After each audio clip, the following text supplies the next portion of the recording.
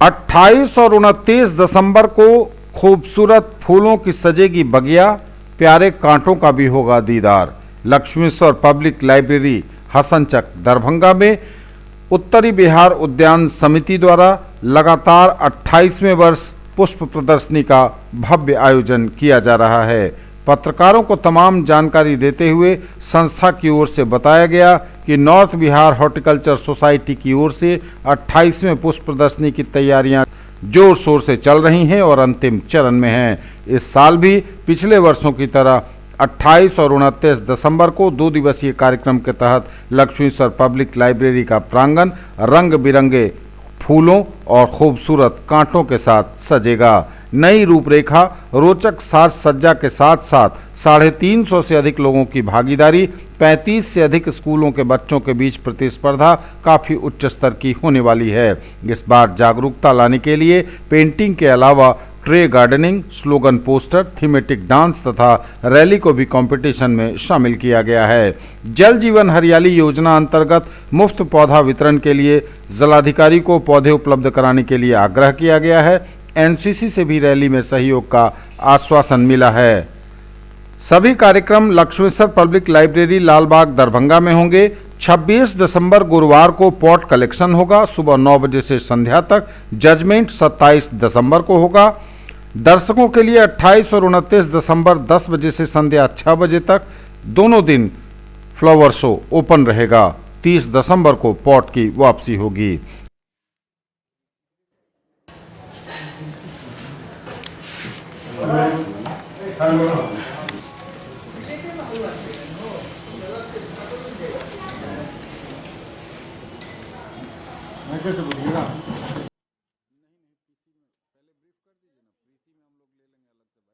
हम लोग इस बार लक्ष्मीश्वर पब्लिक लाइब्रेरी के प्रांगण में हम लोग खूब सज्जा के साथ में आ रहे हैं और ये गो ग्रीन मुहिम जो है वो चैलेंजिंग है। पानी की किल्लत, प्रदूषण, साथ में ड्रास्टिक चेंजेस क्लाइमेट में जो आ रहा है, ये पर्यावरण में जो परिवर्तन आ रहा है, ये एक बहुत बड़ा चैलेंज है। ये हम सबको मिल करके जो ऑक्सीजन की कमी या पानी की कमी हो रही है, इन सब समस्याओं को मतलब कि जो हमारी प्रजाति अगर लुप्त हो रही है, उन सबको बचाने का रेख देख जो है एक हमारे कंधे पर है। हम लोग की जिम्मेदारी बनती है कि खाली हम अकेले ना जिए, बल्कि हमारे चारों तरफ के पर्यावरण में जो भी जीव जंतु है सबको जीवित रहने का हक बनता है, उसको जीने में मदद करें। तो इसीलिए हम लोग को ये पर्यावरण को बचाना बहुत ज़्यादा ज़रूरत है। कई प्रजाति लुप्त हो चुकी है, जो शायद हो सकता है भविष्य में हमारे बच्चे खुद मतलब ये खाली तस्वीर देख करके रह जाए। तो हमें ये सबसे पहले ध्यान देना है कि हम लोग किस तरह इस धरती का हरा भरा जो आवरण है उसको हम लोग लौटा सकते हैं, और उसके लौटाने पर ही हम खुद भी स्वस्थ रह सकते हैं, हम खुद भी जीवित रह सकते हैं। इस वर्ष में ही कम से कम 7 स्कूलों में हम लोगों ने जाकर के प्लांटेशन का काम किया है हमारी संस्था ने, जिसमें कि फेंसिंग के साथ में परमानेंट ट्री लगाए हैं। और उसके पहले बच्चों के बीच में बैठ करके हम लोगों ने वर्कशॉप किया कि ये ट्री कैसे लगाया जाएगा, इसकी देख रेख कैसी की जाएगी और इसको कैसे पाला पोसा जाएगा, और उनको समझाया कि इसकी क्या महत्ता है। नंबर 2 में पिछले वर्ष ही हम लोगों ने स्कूल में एक वर्कशॉप लगाया जिसमें बोनसाई लगाने की विधि बताई गई और प्लांटेशन कैसे किया जाए। गमले लेकर के गए हम लोग, मिट्टी लेकर के गए, पौधे लेकर के गए कि पौधे को मिट्टी में गमले में मिट्टी के साथ में और क्या इसमें डालना चाहिए, इन सब बातों के बारे में बच्चों को बताया।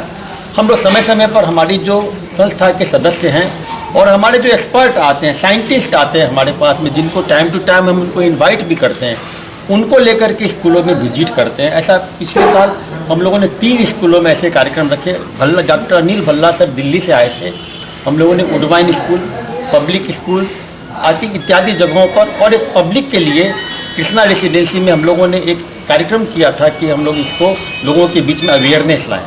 आ रही है जो रेयर है, जो पिछले वर्ष तक नहीं थी। हम लोग इस बार बूंद बूंद से कैसे खेती की जाए, सॉइललेस कल्चर, बूंद बूंद जो बारिश जल है वो पूरा पाइप से पानी नहीं पटाया जाए, बल्कि जो धीरे धीरे एक एक बूंद करके पानी निकलता है, इस पर हम लोग इस बार काम करने के लिए एक मॉडल वहाँ देने जा रहे हैं। ड्रिप इरिगेशन नंबर दूसरा काम हम लोग करने जा रहे हैं, हम लोग प्रयास कर रहे हैं एक रूफ टॉप गार्डनिंग में आजकल हाइड्रोपोनिक सिस्टम की बड़ी चर्चा आ रही है, जिसमें कि सिर्फ उसमें कोई मिट्टी वगैरह की आवश्यकता नहीं है, पानी के द्वारा ही थोड़ी सी जगहों में बहुत ज़्यादा फसल उपजाई जा सकती है। इस फ्लावर शो में हम लोग का प्रयास है, हमारी जिला प्रशासन से बातचीत हुई है कि हम लोग एक मॉडल वहाँ पर रखने जा रहे हैं कि आप बारिश के जल को कैसे संरक्षित करें।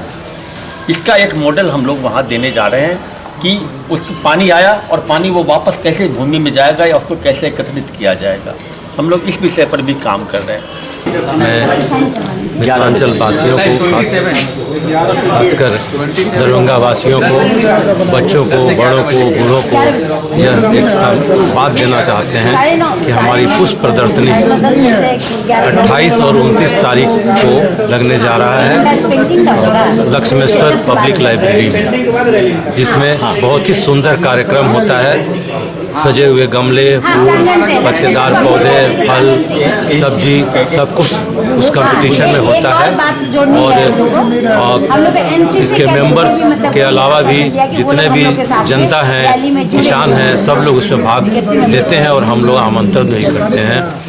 आज परियोजना जब शुरू की गई है जन जीवन हरियाली की, हम लोग आज 28 वर्षों से इस कार्य को कर रहे हैं और शुरुआती दौर में शायद इतना बड़ा हुआ नहीं था हमारा नॉर्थ बिहार हॉर्टिकल्चर सोसाइटी, लेकिन तब से हमारी मिसेज लता खेतान, हमारे डॉक्टर आरबी खेतान, हमारे सरावगी जी, सब लोग मिलकर इस कार्यक्रम को बढ़ाते रहे हैं और आज बहुत बड़ा ही रूप ले रहा है। मैं देखता हूं कि मैं नीदरलैंड गया था, वहां पर हर 10 वर्ष में पुष्प प्रदर्शनी लगती है, बहुत ही अच्छी लगती है। मैं एक जगह पूछा था कि क्या ऐसा क्या संभव है कि जो मरुभूमि हमारे पास है, मरुभूमि में हम उसको ग्रीन हाउस बना दें, ऊपर में सोलर पावर लगा दें, नीचे में हम उसमें वेजिटेबल्स पैदा करें, तो शायद हमारा मरुभूमि भी ग्रीनरी से भर सकता है। तो ये मेरा सपना है और जब सपनों की उड़ान शुरू होती है तो कहीं ना कहीं उसका अंत भी होता ही है। तो वह भी होगा कि मरुस्थल को भी हम लोग कैसे प्रभावित कर सकते हैं। एक समय था कि हमारा भारतवर्ष दूसरे जगह से, दूसरे देशों से अनाज मंगाता था, अब हम एक्सपोर्ट करते हैं। तो हम हर जन जागरण में शामिल होना चाहते हैं, बच्चों में इस संस्कृति डालना चाहते हैं कि पेड़ पौधों से लगाव रखें। आज जो टेक्नोलॉजी डेवलप कर गया है उसे बच्चे कम समय दे पाते हैं, मोबाइल फ़ोन है, लैपटॉप है, आईपैड है, लेकिन ये पर्यावरण नहीं रहेगा तो कोई नहीं बचेगा, कोई प्राणी नहीं बच सकता है। इससे हमारा पानी की भी अभी दिक्कत हो रही है। इवन कि दरभंगा जहाँ नदियों की शहर है वहाँ पर भी पानी की दिक्कत हो रही है। तो हम कैसे पानी का संरक्षण कैसे हम पेड़ पौधों को बचाएं, कैसे जीव जंतु को बचाएं, ये सारे कार्यक्रम हमारा नॉर्थ बिहार हॉर्टिकल्चर सोसाइटी कर रहा है। और हम लोग आजकल प्राइज में किसी को शील्ड के साथ में एक पौधा भी देते हैं कि कहीं जाकर के लगा दिया करें। आज से लगभग 28 साल पहले 92 में हम लोगों ने यहीं पे सर्वप्रथम पहली मीटिंग की थी कि पुष्प प्रदर्शनी होनी चाहिए, और एक उसी दिन हम लोगों का एक एसोसिएशन बना नॉर्थ बिहार हॉर्टिकल्चर सोसाइटी। और पहला शो मेरे को याद पता है कि मात्र 12 या 13 पार्टिसिपेंट थे। गमले आए होंगे लगभग 700 से 800 के बीच में गमले आए थे। उस वक्त से आज के बीच में बहुत अंतर आ गया है, पार्टिसिपेंट बढ़ गए हैं, हमारे जितने भी दर्शक हैं वो काफ़ी बढ़ गए हैं। शुरू में 12-13 पार्टिसिपेंट थे तो अभी 250 से 300 के बीच में पार्टिसिपेंट आ रहे हैं। हमारे मेंबर्स उस वक्त 15 या 16 थे, 16 मेंबर थे, और अभी लगभग 90 के पार हमारे मेंबर्स हैं। और सभी लोगों का हम लोगों को साथ मिल रहा है।